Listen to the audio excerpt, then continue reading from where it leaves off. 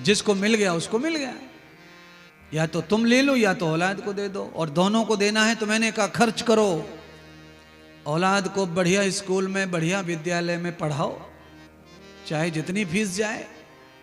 तुम्हारा पुत्र राम जी की तरह भगवान बन के लौटे विद्यालय से, ऐसा विद्यालय ढूंढो। पर तुम्हारा औलाद क्या बन के निकल रही है कॉलेज से, क्या बन के लौट रहे हैं कॉलेज से, तुम ही जानो, मैं नहीं बताना चाहता। बस है, समझदार को इशारा ही। हाँ, सर्टिफिकेट तो मिल रहा है, इंजीनियर का मिल रहा है, डॉक्टर का भी मिल रहा है, कलेक्टर का भी मिल सकता है, इंस्पेक्टर का भी मिल सकता है, पर अंदर की बात अंदर वाला ही जाने, ऊपर वाला जाने। है, राम जी को स्कूल में भेजने के समय राजा दशरथ नहीं रोए। राम जी विद्यालय से गुरु कृपा को लेकर लौटे तो विश्वामित्र जी को, राम जी को देते समय राम जी के पिता रोए। बोलो, 16-17 साल के राम जी को देते समय रो रहे हैं, और 5 वर्ष के राम जी को देते समय नहीं रोए थे। क्यों नहीं रोए थे? क्योंकि राम जी के पास ऐश्वर्य की कमी राजा दशरथ को लग रही थी 5 वर्ष में, और 16 साल में राम के पास में सट ऐश्वर्य, सब ऐश्वर्य आ गए थे। क्यों? गुरु पहलवान तो चेला भी पहलवान। गुरु ने कृपा बरसाई तो चेले पर कुछ कमी रह जाएगी? ये बिल्कुल भी नहीं रह जाएगी, भर भर के आएगा सब कुछ। गुरु कृपा से राम जी भगवान बनकर प्रकट हो गए तो राजा दशरथ को क्या, जगत को मोह हो गया। ऐसे विद्यालय में बच्चों को पढ़ाओ, वहां से निकल के लौट के आए तो सबकी पसंद बन जाए, सारी दुनिया की पसंद बन जाए, और सब लोग आपके घर आए, भैया तुम्हारा बालक दे दो, तुम्हारी बलका दे दो, तुम्हारी बालिका दे दो। हाँ, कोशिश करो ऐसा हो जाए। उसके लिए ऐसा विद्यालय ढूंढना ही पड़ेगा,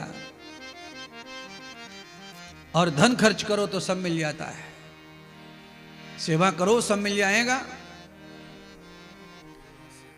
राजा दशरथ चाहते तो अपने 4 बच्चों के लिए वशिष्ठ कोई खरीद लेते, पर राजा दशरथ जानते हैं कि घर पे कोचिंग कराकर राम भगवान कभी बनने वाले नहीं है। राम कब भगवान बनेंगे? ध्यासम न्यासम कृतवध्य रूपम, तब जब मेरा बालक न्यास पूर्वक पढ़ाई करेगा, दुख पूर्वक। जिन बच्चों को पढ़ते समय सुख ज्यादा है, वो बच्चे कभी भी भगवान नहीं बन सकते। सुखार्थी नाम कुतो विद्या, सरकारी स्कूलों में लिखा रहता था पहले श्लोक, अब प्राइवेट स्कूलों में ये श्लोक नहीं लिखा जाएगा, क्योंकि प्राइवेट स्कूलों में तो पढ़ाई पहले सुविधा और सुख के हिसाब से होती है। फलानी कंपनी का जूता, फलानी कंपनी का जुर्रा, फलानी कंपनी की टाई, फलानी कंपनी को कपड़ा, पानी कंपनी को फलाना, कंपनी सहित। यानी कि स्कूल नहीं स्कूल बचे, स्कूल पूरी दुकान हो गए हैं। किताब स्कूल दे रहा है, कपड़े स्कूल दे रहा है, जूता स्कूल दे रहा है, पेन स्कूल दे रहा है, डायरी स्कूल दे रहा है, सारा का सारा खेल स्कूल का।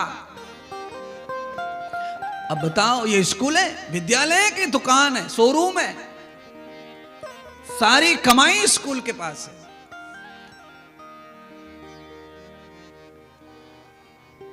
सारे स्कूल चाहे ऐसा नहीं करते होंगे, कुछ स्कूल टाइप ही चलते होंगे जहां पढ़ाने का ही काम होता होगा, पर ज्यादातर तो शिक्षा का व्यापार ही हो गया है।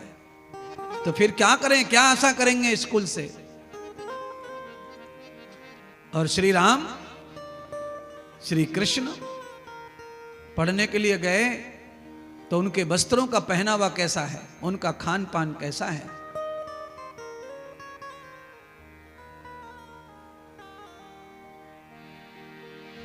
राम कैसा भोजन करते हैं, कृष्ण कैसा भोजन करते हैं? मुझे गुरुकुल में पढ़ने का सौभाग्य मिला, मैंने कैसा भोजन गुरुकुल में किया, वो भोजन तो मुझे नहीं लगता कोई विद्यार्थी अब करेगा, अब नहीं करेगा कोई। क्यों?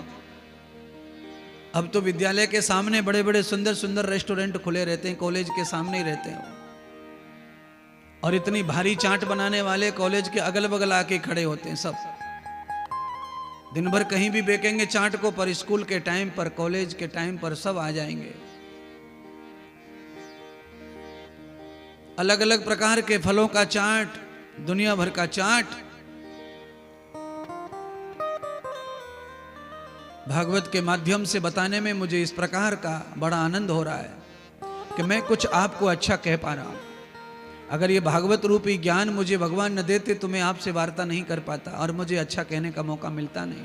मैं भी अपने द्वंद्व में पड़ा रहता, और ये भगवत कृपा।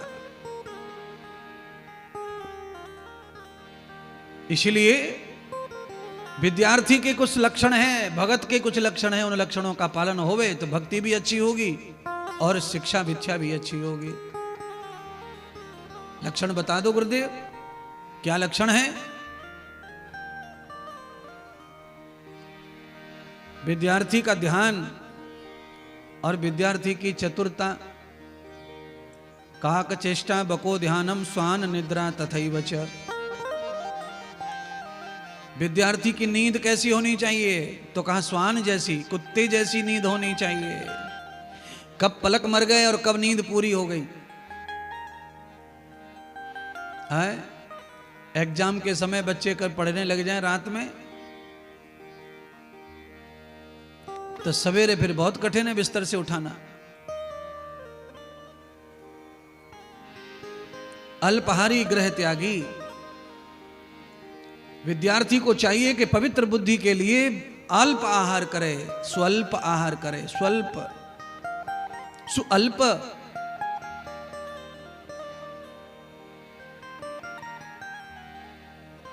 एक बार अंजलि में जितना भोजन आ जाए उतना भोजन विद्यार्थी को, सन्यासी साधु को, भगत जी को करना चाहिए। कितना भोजन करना चाहिए? अंजलि में जितना आ जाए। और मेरे को लगता है अंजलि में कोई कम नहीं आएगा, 200-300 ग्राम तो आ ही जाता है।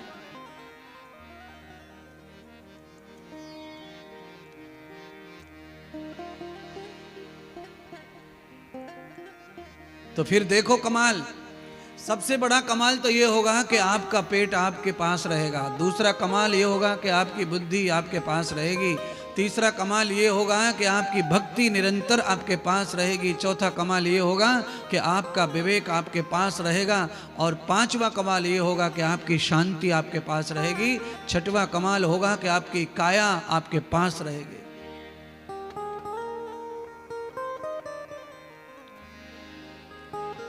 शरीर के मुताबिक भोजन करना चाहिए। मैं सबको नहीं कह रहा हूं कहीं ऐसा करके सब लोग भूखे रहना शुरू कर देना। मैं कह रहा हूं विद्यार्थी को, सन्यासी को और भगत को, किसी को भक्ति करनी है उसको सवेरे शाम जो दिया बाती करते हैं वो तो ठूस के खाओ बकड़ा। कोई ब्रेक नहीं हमारे, हम तो अपनी बात कहते रहेंगे। पर क्यों? ये अगरबत्ती से, दिया बाती से जितनी भक्ति होती है उसके लिए कोई नियम की जरूरत नहीं है। वो तो बस आप जो कर रहे हैं नियम करते रहो, आप जैसे जी रहे हैं जीते रहो। दिया बाती कर रहे हैं कर लो, नहीं कर रहे हैं मत कर लो, क्योंकि अकर्मण्य आचरणहीन प्राणी का दिया बाती स्वीकार नहीं है। कर लो तो, न कर लो तो। आप कह रहे होंगे कहीं लिखा है कि अपनी तरफ से डरा रहे हो सबको? लिखा है इसीलिए कह रहा हूं।